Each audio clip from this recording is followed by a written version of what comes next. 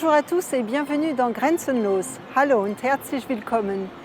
Derrière moi, vous le voyez, vous le distinguez, le Staatstheater de Saarbrück. Vous le savez certainement, la Sarre a lancé son Saarland Model. Depuis quelques jours, les clubs de gym, mais aussi les cinémas et les théâtres ont rouvert leurs portes aux spectateurs munis d'un test négatif de moins de 24 heures. Alors pour combien de temps est-il possible encore d'assister à un concert ou à une pièce de théâtre? Seul l'avenir nous le dira, mais aujourd'hui, au moment où on tourne cette émission, eh bien, on peut profiter du Staatstheater qui a repris sa programmation. L'occasion pour nous de jeter un coup d'œil. On y va ? Au sommaire, dans notre émission, nous nous entretiendrons avec le chef d'orchestre du Staatstheater, le français Sébastien Rouland. Nous découvrirons la musique du groupe franco-allemand Honey Creek. Puis direction un sentier de randonnée sur les traces du diable, de quoi avoir des frissons. Et pour finir, nous ferons la connaissance de deux jeunes, Tibor et Christophe, qui veulent rendre l'eau potable accessible à tous, une bien noble cause. Notre invité ce mois-ci est le chef d'orchestre Sébastien Rouland, né en 1972 à Argenteuil. Fasciné très tôt par la direction d'orchestre, il a à son actif un vaste répertoire qui s'étend de la musique baroque à la musique contemporaine. Il a dirigé des productions d'opéra sur les plus grandes scènes du monde entier. En 2017, il a fait ses débuts au Staatstheater en dirigeant l'opéra Guillaume Tell de Rossini. Sébastien Rouland, merci de nous accueillir dans ce bel endroit qui est le Staatstheater de Saarbrück. Bonjour. Bonjour. De l'autre côté de la frontière, les théâtres sont fermés, mais vous avez le droit de vous produire en public. Vous avez sacrément de la chance, non ? Oui, on peut le dire comme ça, oui. Bon, on s'y était préparé, hein, ça fait très très longtemps qu'on s'organise pour être prêt à rouvrir à la première occasion. Et l'occasion s'est présentée, on sait la chance qu'on a, et même de ce côté-ci de la frontière pour l'Allemagne, je crois qu'on est un des seuls théâtres actuellement qui peut être ouvert, donc on est vraiment très content.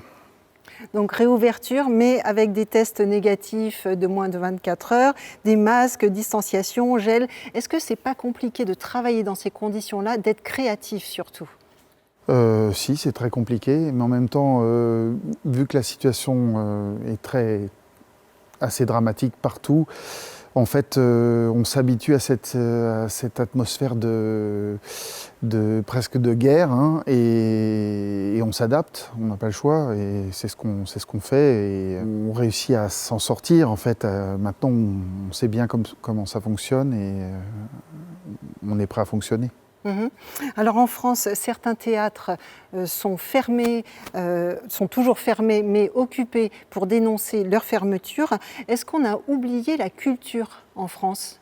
Je ne sais pas si on a oublié la culture en France, mais c'est clairement pas la priorité du gouvernement. Et voilà, on a cette impression d'être un peu négligé et négligeable. C'est un fait.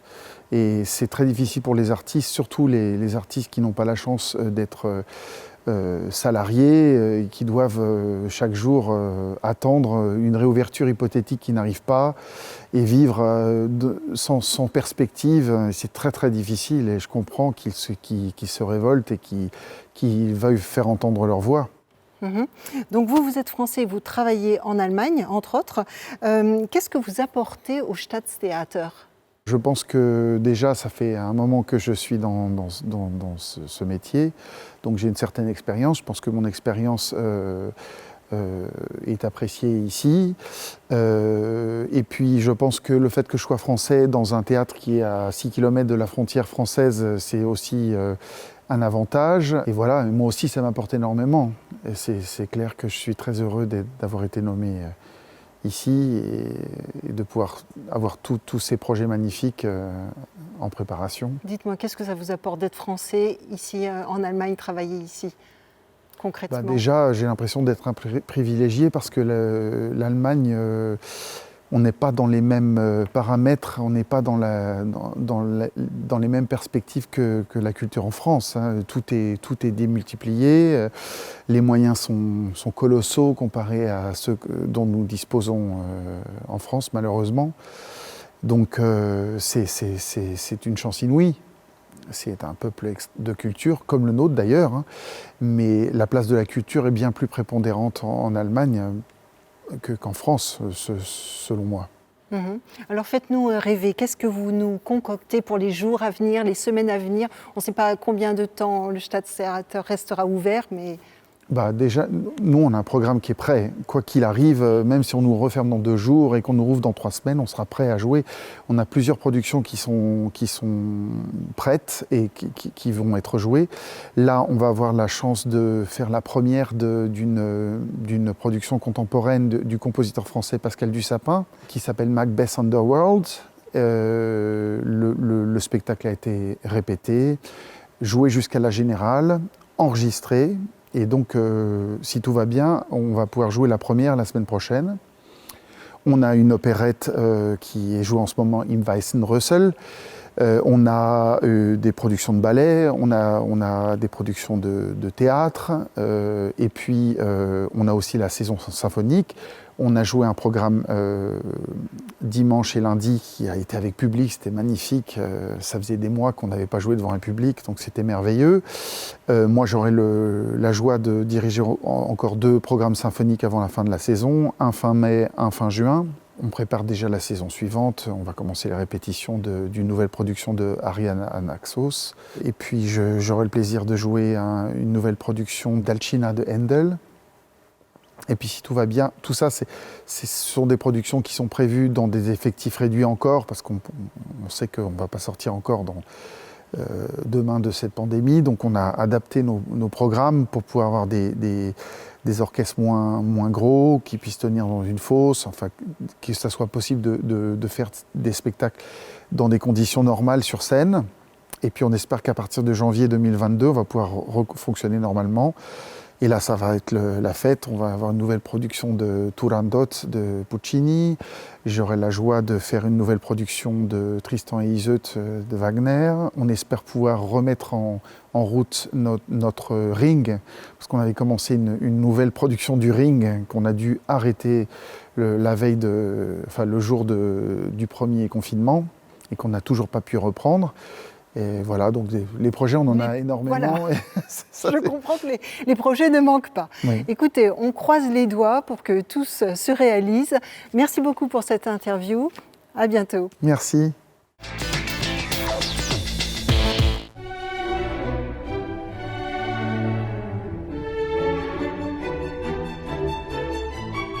Alors vous pouvez admirer les beaux décors d'Amadeus. On va quitter cette ambiance et ce style de musique pour partir à la rencontre de Honey Creek, un groupe de blues rock basé à Saarbrück. Sa particularité, eh bien, la batteuse est française, elle s'appelle Joanne, ce qui fait que le groupe devient franco-allemand.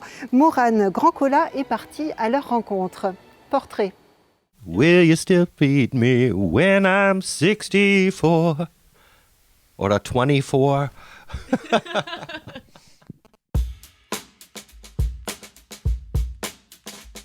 Wir sehen uns als Band. On se considère comme un groupe. Mais les membres qui sont à l'origine de nos chansons, c'est Michael et moi. On écrit les chansons. On est ensemble depuis le début. Michael a eu l'idée du groupe et nous avons ensuite tout construit ensemble.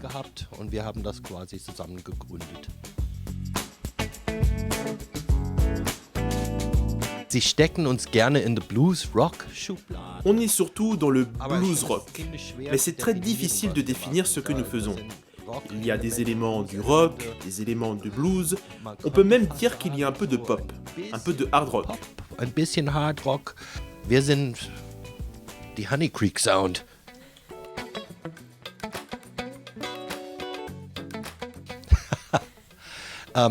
Das ist tatsächlich eine kleine witzige Geschichte. Ça, c'est une histoire amusante.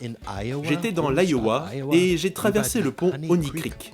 Et j'ai trouvé ce nom super. Und ich fand die Name einfach so gut. Et donc, je l'avais toujours un peu dans la tête pour un nom de groupe.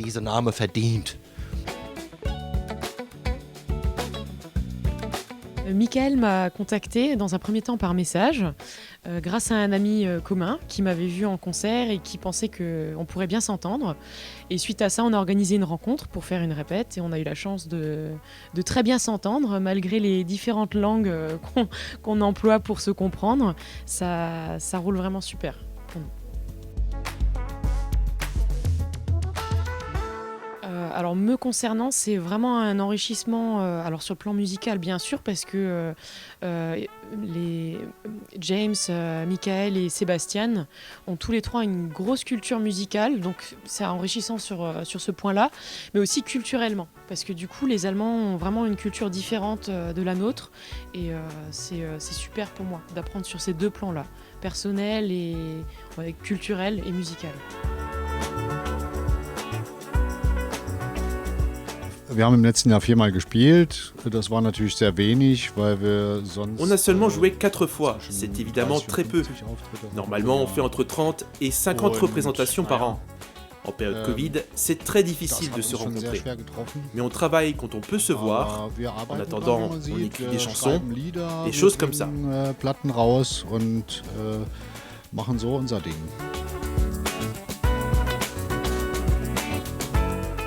Und im Moment Lieder schreiben. Pour le moment, écrire des chansons, les enregistrer au mieux et les sortir. Ja, man muss erst mal sehen, wie das On doit weitergeht. d'abord voir comment ça va se passer pour la suite, par rapport à la crise sanitaire, et si on peut jouer devant du public ou non. C'est ce qu'on attend. On ne sait pas encore, mais on se tient prêt. Et dès que ça repart, on se remet en route, on sera là. Und sobald es losgeht, sind wir da. Honey Creek, rockin' the blues and bluesin' the rock.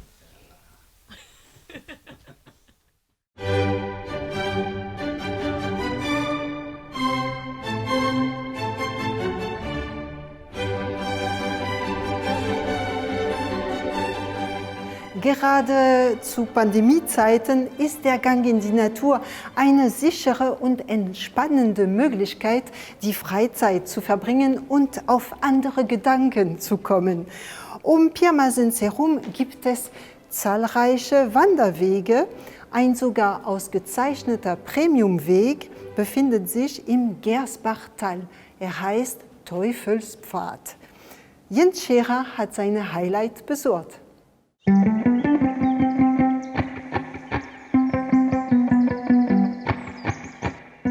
Le point de départ du Teufelspfad, ou chemin du diable, se trouve à la maison des Amis de la Nature à Niedersimten.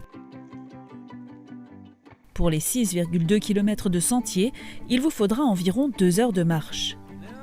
Ce sentier impressionne par sa diversité qui ravit petits et grands. On déambule de formations rocheuses bizarres à de nombreuses sources et cascades jusqu'à des vallées follement romantiques avec la flore et la faune du Gersbach. Le chemin est une vitrine pour la ville de Pirmasens.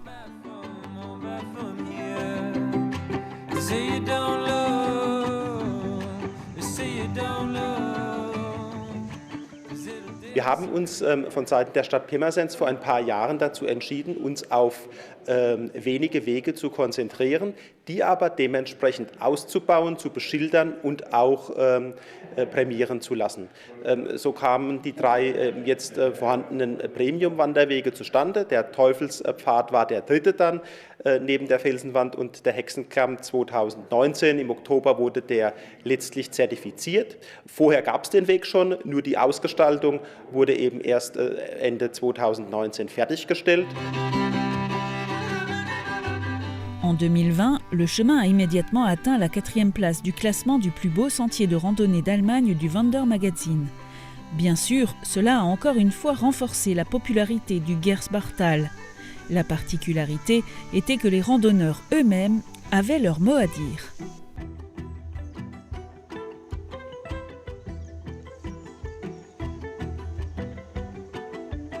Abstimmen konnte man auf jeden Fall. Wir hatten das auch beworben.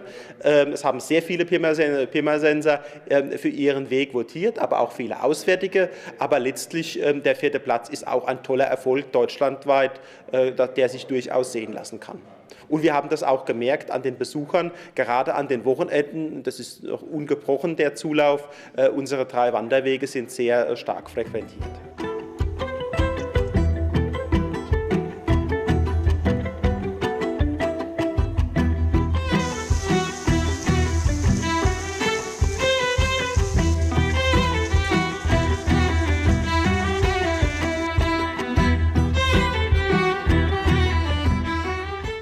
Le chemin du diable tire son nom de l'un de ses points forts, le rocher du diable, à partir duquel vous redescendez dans la vallée en passant devant des rochers, de l'eau et des ponts en bois.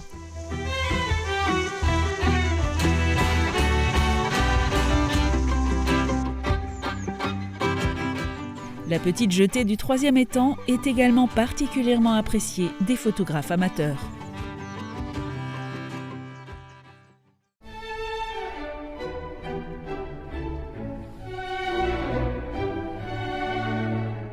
Et après ces belles cascades d'eau claire, n'oublions pas que l'eau est un bien précieux et qu'accéder à l'eau potable n'est pas toujours facile. C'est ce qu'ont pu constater 2 jeunes de Sarrebruck, Tibor et Christophe. Ils ont fondé en 2018 une start-up qui vise à apporter une aide concrète à des pays d'Afrique de l'Est en accédant à l'eau potable grâce à un nanofiltre. Ophélie Blechner nous en dit plus. Nanofilter, c'est le nom de ce filtre. Fini les installations compliquées et imposantes, ce petit appareil est autonome. Il fonctionne sans électricité et on peut le transporter partout. Quant à son utilisation, elle est très simple, comme nous l'explique Tibor, cofondateur du projet Blue Future. Der Filter funktioniert komplett ohne Strom und chemische Zusätze, sondern basiert auf einer Nanomembran, also Nanomaterialien. Darüber hinaus ist es ein Mehrphasensystem, also kann auf die lokale Verschmutzung angepasst werden und ja, funktioniert so, dass es erst durch Sand, dann durch Aktivkohle läuft und dann halt eben durch diese Innovation, durch die Nanomembran und die Nanomaterialien und dann kommt das Wasser unten sauber raus und es filtert halt Viren, Bakterien, Schwermetalle, Gifte und so weiter und so fort. La jeune entreprise allemande coordonne la distribution des filtres. Elle permet ainsi aux particuliers de produire de l'eau propre qu'ils peuvent ensuite vendre à des prix abordables. Und damit hat man halt diese Nachhaltigkeit geschaffen. Auf der einen Seite bezahlen die Menschen zwar für ihr Wasser, aber sparen am Ende des Monats haufenweise Geld, weil sie nicht mehr ins Krankenhaus müssen, nicht mehr für Medizin bezahlen müssen. Und auf der anderen Seite hat die Stationsleiterin halt ein Einkommen, zahlt Steuern, was den Staat langfristig unabhängig macht und die Instandhaltung des Ganzen ist gewährleistet. Also das bedeutet, wir müssen nicht immer und immer und immer wieder Geld rübersenden, damit das funktioniert, sondern das ist eine einmalige Investition und dann durch diese Wirtschaftlichkeit hält sich das Ganze dann über die nächsten Jahre. Dans le bureau de Tibor et Christophe, sur le mur de briques, trône une photo grand format d'un homme en polo bleu.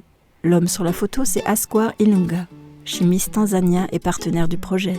En 2015, avec son modèle de nanofiltre d'épuration d'eau, il a obtenu le prix de l'innovation africaine de l'Académie royale d'ingénierie de Grande-Bretagne.